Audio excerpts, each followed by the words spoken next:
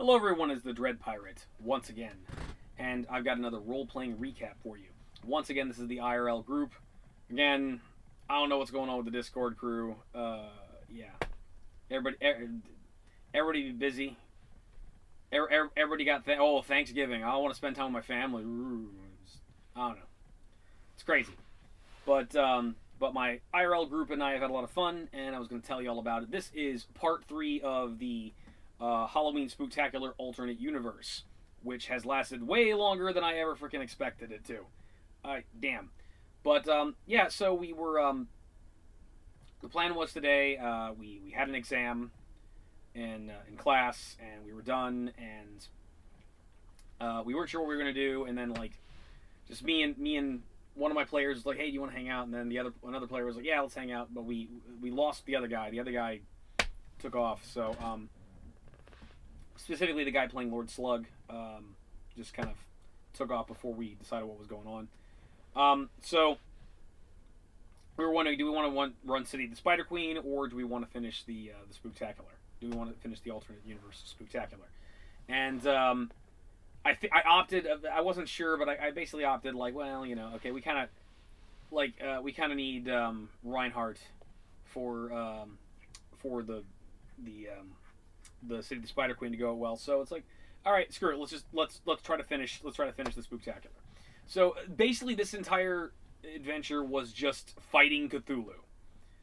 So whereas in the proper canon timeline of the Spooktacular, which basically involved Elvira and the ghost of Ash feverishly looking through the Necronomicon trying to send something home, and not succeeding, and Malmodo having to roll like 12 times until he got a critical before he sent them away. This one was, again, using a different system, which is kind of designed to be a little more cinematic and just kind of, there's less math and there's more just keep punching it, essentially going on. The majority of this adventure was let's kill Cthulhu and save the world. And once again, my players are Abba, the Keyblade Master from Kingdom Hearts Birth by Sleep, I think.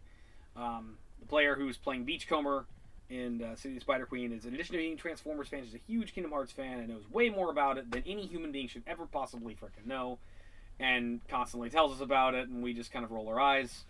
And yet she keeps talking. I don't know why. Just keeps on going. But she's playing that, and then meanwhile, my other player is the evil version of Danny Phantom, and then finally, of course, there's my glorified NPC Ash from Evil Dead. Naturally, is there. So when last we met, Abba had gone back to Radiant Garden, I believe is the location where she's from. She teleported back there to seek help and get other Keyblade Masters to help take on Great Cthulhu.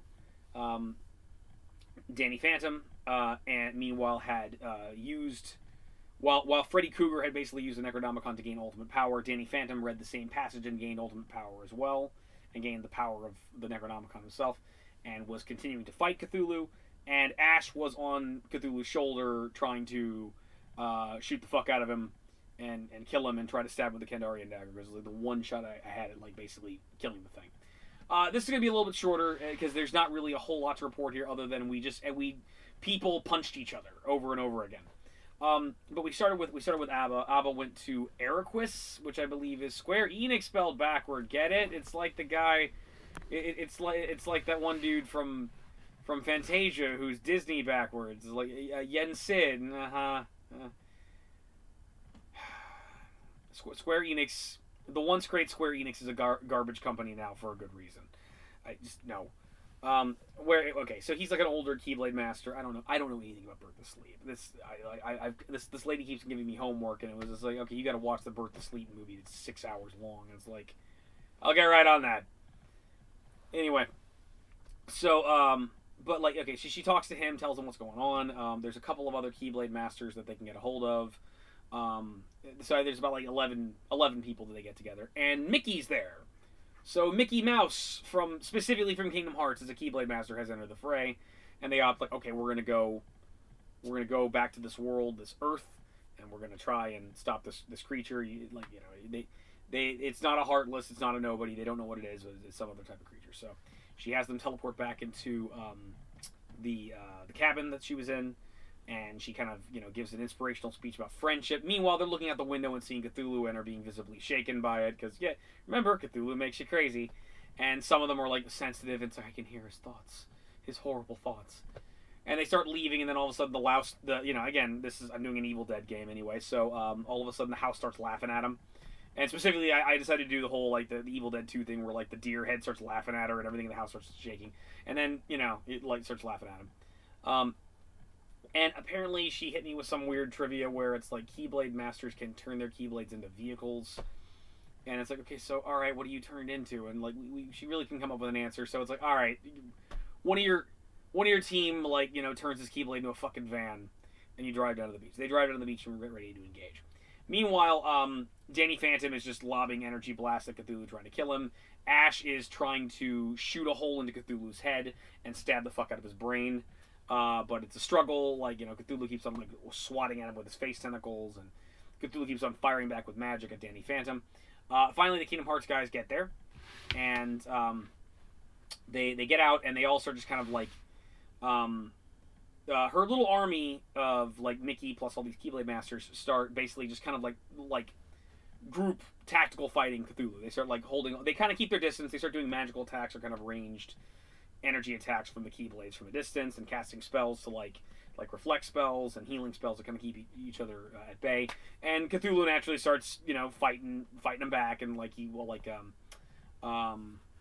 sets up a couple force fields and they're, they fend him off a little bit, then he's able to break through the force fields. He was I definitely made him challenge him. Meanwhile, Abba got it in her head that I really need to seal the Keyblade of this world. Not the Keyblade. The Keyhole. For those of you who played the Kingdom Hearts games, one of the main goals of every game is that Sora or the various Keyblade Masters you play go to various worlds, which are typically, essentially, movie locations of various Disney movies. And after fighting your way through the plot, you find the heart of the world, or the keyhole of the world, where it's just basically, it's like the keyhole of the world is the heart of the world, or the soul of the world, or something. It's overly complicated. It's essentially a gateway. It's at the heart of the world, but it's a gateway that can lead to other dimensions. And it's like the heart of the world, which it has access to both purity and darkness. And it's a location by which the Heartless can enter the world and invade and take it over and swallow it with darkness. So, you're playing Kingdom Hearts 1 or 2, you beat the main bad guy, you find the keyhole, you seal the keyhole, you keep the Heartless from invading. You seal them off, and you save the day. So she gets in her head, like, oh, I need to seal this from darkness. I need to prevent more monsters from coming in and sealing, consuming this world full of darkness. And I had her do a check the previous game, determine if she could find the keyhole, and she discovered it is here. It's in the lake. It's in the lake that Cthulhu came out of. So it's like, and again, so she basically swims into the lake and, like, zaps the thing and locks the keyhole, and from what she suspects, she believes she's sealed it. She's prevented more supernatural things from coming in. What I haven't told her is this is in the Kingdom Hearts role-playing game, regardless of the fact that she's playing a Kingdom Hearts character. And, yeah, the Heartless are not the problem right now. The problem is Cthulhu and Kandarian demons from Evil Dead. And they can get in without using a fucking keyhole. They can get in just goddamn fine. Especially with the Necronomicon. The Necronomicon, that's the gateway she should be worrying about. So, yeah, it's like... And then there was proof of this happening later on. So then she comes up to the surface and she starts to join the fray. The Keyblade Masters are fighting. We didn't have a whole lot of time today. This was a little quick session. And so she kind of used her powers to fly in the air. And she had to leave, so what I had her do was I had Cthulhu kind of, like, look at her and do, like, this flash that kind of... He put some weird spell on her where it caused her to become incorporeal. She became out of phase with our reality and time stream. So she became incorporeal and started, like, started kind of, like, moving at, moving, thinking, and reacting at, like, a 100th of her natural speed or a 1,000th of her natural speed. She starts slowing down ridiculously slow. And the rest of the adventure goes on without her, basically, so... And conveniently, the spell will wear off the moment she starts playing again. So, again, find a way, DMs, find a way to get your players out of danger when they are not there. Like, it's only fair to kill them when they're there. It's only fair to kill your PC's characters when they're present. Otherwise, it's just shitty. It's just shitty. So, meanwhile, basically, yeah, Danny Phantom's blasting over and over again. Ash managed to use his boomstick to blast a hole in the side of Cthulhu's head, and he tried to reach in there and stab the fuck out of the brain and kill Cthulhu once and for all. But what wound up happening was he did manage to stab him a couple times, but it didn't actually kill him. And then Cthulhu started healing up in such a way that it kind of sucked him in, and now Ash is stuck inside Cthulhu's brain. And like, Cthulhu's brain, like, tendons are wrapping around him, trying to heal over him and suffocate the fuck out of him, and Ash is struggling, like, tearing these things off and basically trying to still do damage inside of his brain. So eventually I got this point where there was this fight going on where I got Danny Phantom blasting the crap out of Cthulhu. I got the Keyblade Masters blasting the crap out of Cthulhu. And occasionally Cthulhu gets this crazy migraine as, like, Ash is shooting a shotgun and stabbing the Kandarian dagger in his brain while trying not to suffocate while he's in there. And eventually Cthulhu kind of gets had enough of him and kind of, like, you know, shifts his body, opens him up, and spits Cthulhu out of his head. No, he didn't spit it. I'm stupid. He spits Ash out of his head. Meanwhile, you know, okay, so the guy playing Danny Phantom started asking me some more questions, and he basically, it's like, well, what can I do? How much powerful I am? It's like, you know, he started asking the right questions. I basically explained, you're as powerful, you have all the powers of the Necronomicon. Every spell in that book, you can do. You have access to. It's like, oh, really? Do I have enough power to send Cthulhu away? Yes, you do. So realizing that, it then becomes this massive tug-of-war of him constantly trying to banish Cthulhu from our plane of existence, and Cthulhu trying to use his will to keep himself here. He gets close a couple of times. I basically had a rule that basically every time you try to send Cthulhu away, it does damage him, and it's hurting him. But Cthulhu's will was strong enough, he was preventing himself from shifting out. And every time he started resisting, what starts happening is he starts fading away. He starts, like, becoming out of phase with our reality. He's, like, almost not there. And if it were to work repeatedly, he would literally just, like, disappear. He would, like, fade away and, like, become ethereal. And that's how he's being sent away. But it doesn't quite 100% happen. So he's kind of there. So, like, he would be weakened. Every time he tried doing this, like Cthulhu, every time he started casting a spell, Cthulhu would just, like, turn and just lock in. Like, I know what you're doing. You're trying to send me you're trying to banish me from this plane of existence. And he would instantly try to kill him. And he would, like, do, like, eye lasers and throw magic or try to smash him or all sorts of crap to try to kill Danny Phantom. And what eventually started happening was, there was one really cool thing that happened a couple times where basically Danny Phantom, like, his will wasn't strong enough, and what I opted for was, like, the save I gave Cthulhu is, like, you won't completely send away, but you'll send parts of Cthulhu's body away. So it's like he was in a transporter accident, like half of his face is missing, and an arm is missing, and some of his organs are missing. He just kind of falls apart into a giant pile of goop, but then he starts healing and regenerating. So that was fun. That was kind of a fun thing to do. And then like, it reached a point where I noticed I kept almost killing Danny Phantom, evil Danny Phantom. And so his way of escaping was he would just teleport away. And specifically, I believe in Danny Phantom has the ability to travel to, like, the ghost realm or the ghost world, which is like this nether world that he can travel to. So evil Danny Phantom started teleporting there. And it's a completely different dimension. And it's at that point that I realized that I initially, like, a couple times I kind of fucked up. I started having the fight continue. And then I realized, wait a minute. I'm technically playing Ash. Ash is my character, but I'm running the game. It's a glorified NPC. Also, all the Keyblade characters, all the Keyblade Masters, they're also NPCs. And the person that brought them there is no longer here. He's the only player, and he's out of combat. Why am I continuing to run these people? So I had a little surprise cooked up for him when he came back. What also helped was, alright, so then like, while Abba was still present, a couple times he tried to escape and run away. A couple things he decided to do. He decided to, apparently he can travel through the ghost realm. He can, like, travel anywhere. He can go to, like, any dimension and travel through time. He decided to go see Azathoth for some reason. And for those of you who don't know your Call of Cthulhu or down on your Cthulhu mythos, so the Great Old Ones are powerful alien entities that are basically gods that are too powerful for humanity to have any chance of beating in a fight. And also, we can't even fathom them in the first place. And regardless of that fact, I still use them as bad guys in my D&D games because humanity, fuck yeah. It's like, oh, it's impossible for us to defeat it in a fight. All the more reason for us to fight it. Never give up, never surrender. Galaxy Quest.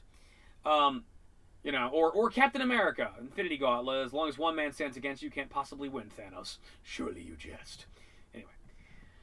I'm a nerd. But like, so the yeah, there's Cthulhu and ones that are like him, and he's like the most popular and famous one. And then you have Azathoth and Shub-Niggurath, which are technically called the Outer Gods, and they are like Cthulhu, but they're bigger and worse.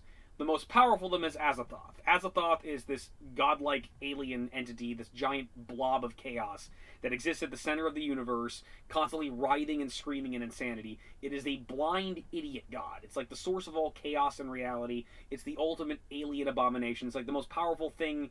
The most powerful god in our universe is not a kind, loving god that has everything in order. No, it's this ball of madness and chaos and insanity. It's literally, it can't see, it's blind, it's stupid. It's like, it's got like a super low intelligence score on top of that, and it has all these other monsters and creatures and terrible alien flutists dancing around it and piping incessantly in insanity around it.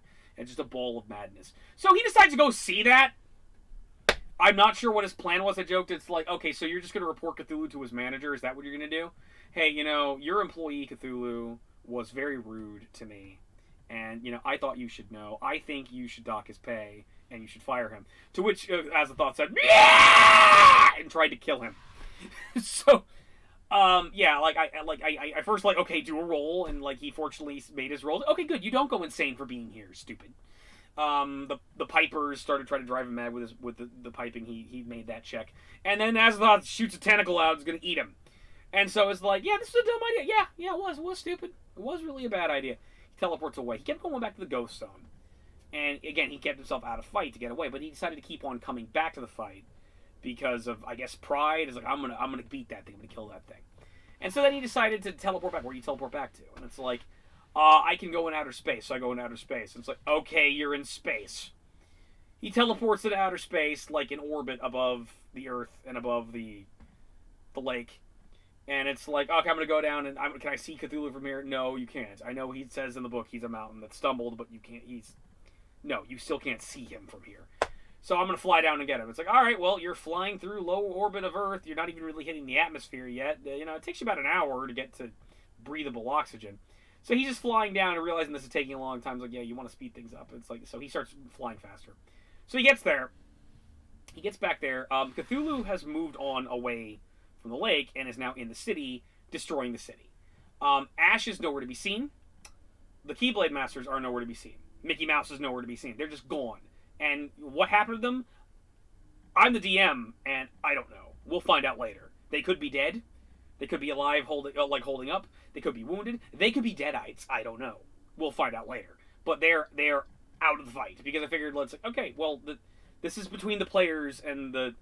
I'm not gonna have the NPCs do this for them. It's like this is between the players and the main bad guy. So it's like, so Cthulhu is now smashing the city as deadites are running around killing what's left of the people.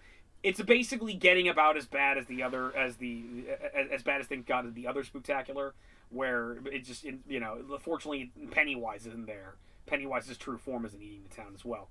But, yeah, he's smashing the town and whatnot, and he keeps on trying to send him away, and they keep on getting to this standstill where, he tries to send him away, he doesn't get sent away. Cthulhu tries to kill him, they go back and forth, and eventually got to the point where just Cthulhu just started picking up buildings and throwing them at him. And there was, and he was, he would, dodge out of the way and phase out of the way and whatnot, and then finally, he tries to send him away one more time. Cthulhu's had enough shit, picks up a water tower, launches it at him. He doesn't make his saves. Danny Phantom takes a water tower full in the face, splat. So, evil Danny Phantom is now dead. And now there's about a quarter of Lake Okobe that's left standing. Everybody that was in the city is either dead, a deadite, or has fled the scene. And it's a pile of rubble, and much of what's left of the tower is on fire now. So, unfortunately, that's what's happening in this story. It's getting about as bad as things got in the other Halloween Spooktacular. Cthulhu is smashing the city and is going to go on and continue to smash the rest of the country. And there's no victory in sight now. That's the problem. Whereas, eventually Elvira put everything away, and we got a human resistance and a team of monster heroes that are in the town. Here, no, everybody would just be fucked. We'll see what happens when the spell on Abba wears off and she can act again. And the player playing Evil Danny Phantom decided, it's like, all right, for my next character, I want to play Deadpool, the Merc with a Mouth. And as a Marvel fan, I'm overjoyed. It's like, fuck yeah, Deadpool versus Cthulhu, that'll be metal. Anyway, that's all I got for now, folks. Again, it's a short session. It's a different gaming system anyway. We had less time. It was just like a couple hours after we had class, and also it's a completely different gaming system where there's not much to report. It's just like we punched each other for 45 minutes. That's really all that happened. But yeah, that is all for this episode of the Alternate Universe Halloween Spooktacular. Hopefully, I'll actually finish it next time. They really just have to kill Cthulhu, put him back into his home dimension, or die horribly. The players have to die horribly. That's really all we need to do to really, get an ending here. But things don't look good. It doesn't. Whereas in the other alternate reality, Ash's mission was successful. It was going well for a while. Ash got to do some damage to Cthulhu. He got to do some damage to him. Got to hurt him. They dealt a lot of damage to him, but he's got a lot of hit points. But yeah, as things are going on right now, this mission so far is not successful. But we'll see how things go. Yeah, this has been the Dread Pirates saying once again, stay scared. Although I don't know if you'd find this story scary at all. It was really more of just kind of an action fest. But anyway, this is Dread Pirates signing off. I'm going to go, I don't know, get ready for class. Take it easy, guys.